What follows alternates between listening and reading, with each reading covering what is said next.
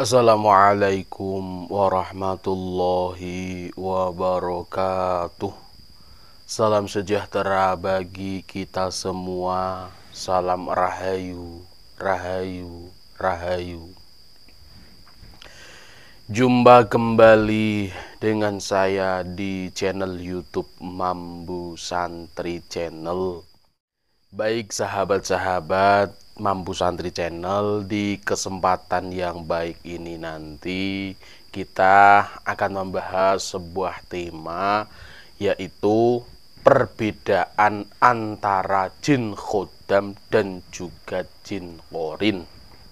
Ini kemarin menuruti dari permintaan pemeriksa gitu ya, dari permintaan sahabat-sahabat semua, bahwa disuruh membahas yaitu perbedaan antara jin khodam dan juga jin qorin itu apa.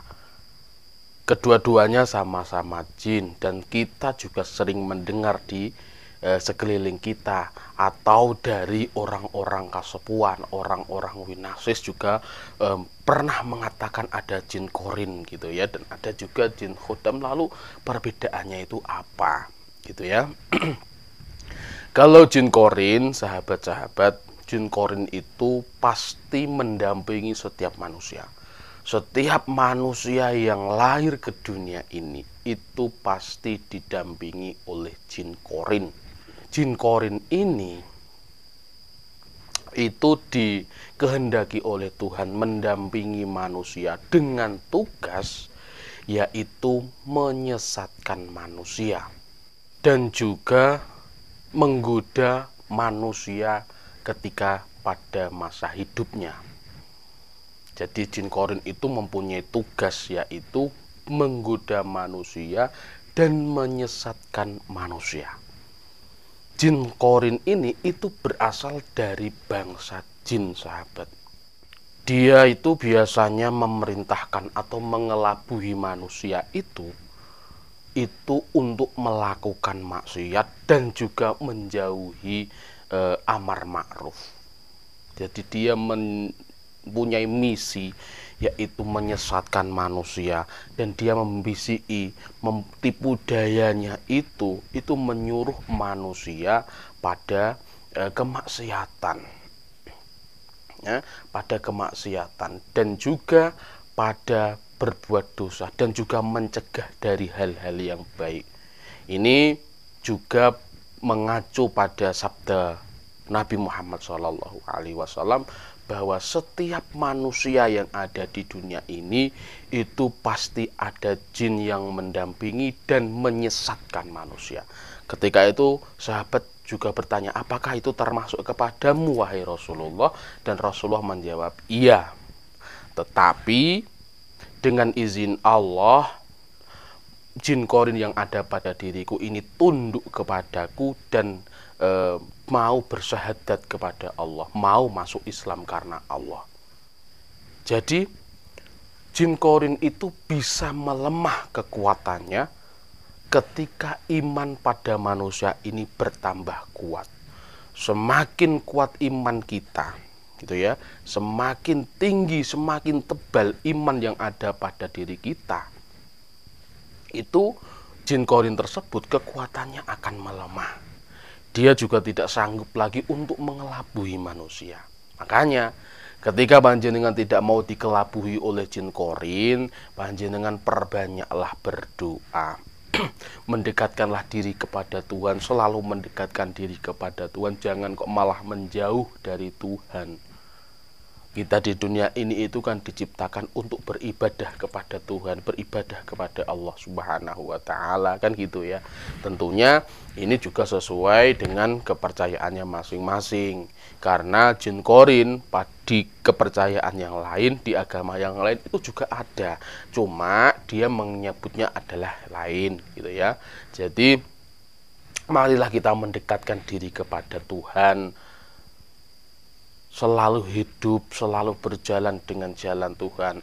Ketika nanti panjenengan mendekatkan diri kepada Tuhan, panjenengan selalu berdoa, selalu berzikir, selalu meminta kepada Tuhan, panjenengan pasti akan mendapat perlindungan, panjenengan akan mendapat pertolongan dari Allah, dari Tuhan yang Maha Kuasa, dari godaan jin korin tersebut.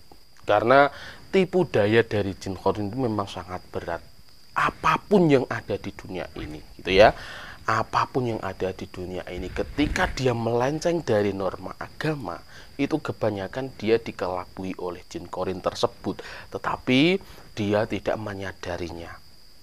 Dia dikendalikan oleh jin korinnya sendiri. Makanya ketika ada orang yang sudah meninggal gitu ya, ketika ada yang orang sudah meninggal, kok tiba-tiba ada muncul sosok yang sama seperti manusia yang sudah meninggal tersebut, sama seperti orang yang sudah meninggal tersebut. Ini biasanya korinnya ini yang mengelabui manusia tersebut atau menyerupai manusianya tersebut. Karena bisa. Jadi ketika orangnya meninggal, korinnya ini bisa menyerupai. Jadi tidak ada tidak ada ceritanya bahwa orang meninggal itu hidup lagi, itu tidak ada. Ya. Jadi kalau makhluk gaib ada, tapi kalau orang meninggal hidup lagi mengganggu manusia itu belum ada. Cuma kalau ada yang arwah penasaran itu memang ada, gitu ya. Tetapi kalau makhluk orang yang meninggal hidup lagi itu tidak ada. Itu ada pada zaman Nabi Isa alaihissalam dan juga Syekh Abdul Qadir Jilani. Itu. Kemudian kalau jin khodam itu apa? Kalau jin khodam itu adalah dari bangsa jin, ya, makhluk dari bangsa jin yang sudah ditaklukkan oleh para leluhur terdahulu, bertugas untuk menjaga dan juga membantu manusia. Jadi tugasnya itu untuk membantu manusia. Jadi kalau jin khodam itu menjaga, mendampingi manusia. Karena apa? Nanti kalau khodamnya ini sudah berenergi positif gitu ya, itu pasti dia akan tunduk kepada tuannya. Makanya kalau ketika panjenengan didampingi oleh khodam, ketika panjenengan didampingi oleh khodam leluhur atau khodam yang lainnya, jangan sampai panjenengan ini dikendalikan oleh khodam Anda, gitu loh.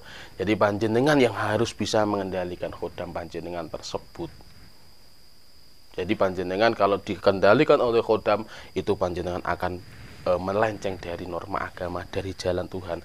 Tetapi ketika panjenengan yang mengendalikan khodam tersebut, maka dia juga akan membantu panjenengan walaupun panjenengan tidak memintanya. Nah, itulah perbedaan antara jin khodam dan juga jin korin. Tetapi sahabat, walaupun seperti itu, mereka berdua ini ada kesamaan, yaitu sama-sama dari bangsa jin. Bangsa jin itu walaupun dia ini sudah takluk kepada kita, dia itu ada upaya untuk mengelabui manusia. Sama seperti ketika cerita pada zaman Nabi Sulaiman ya.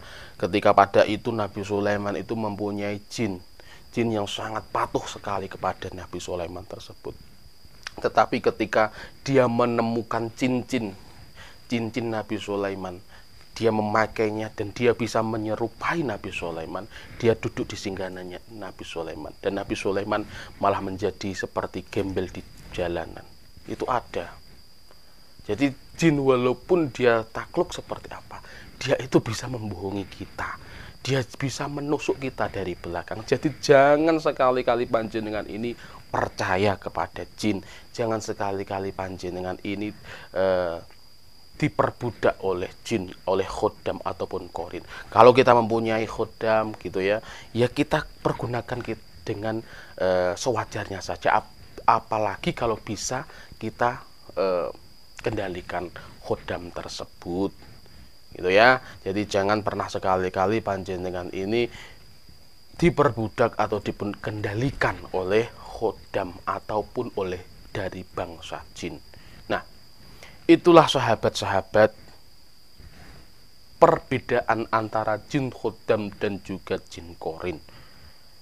Kalau memang itu ada kesalahan atau ada salah omongan dari saya mohon maaf yang sebesar-besarnya gitu ya. Wallahu a'lam bishawab. Terima kasih kepada sahabat-sahabat yang sudah menonton video sampai di detik ini. Apabila ada kebenaran dalam penyampaian saya, itu semata-mata adalah pertolongan Tuhan yang Maha Kuasa. Dan apabila ada kesalahan dalam penyampaian saya, itu semata-mata adalah kebodohan dan kekurangan saya pribadi. Saya minta maaf yang sebesar-besarnya. Salam rahayu, rahayu, rahayu. Wassalamualaikum warahmatullahi wabarakatuh.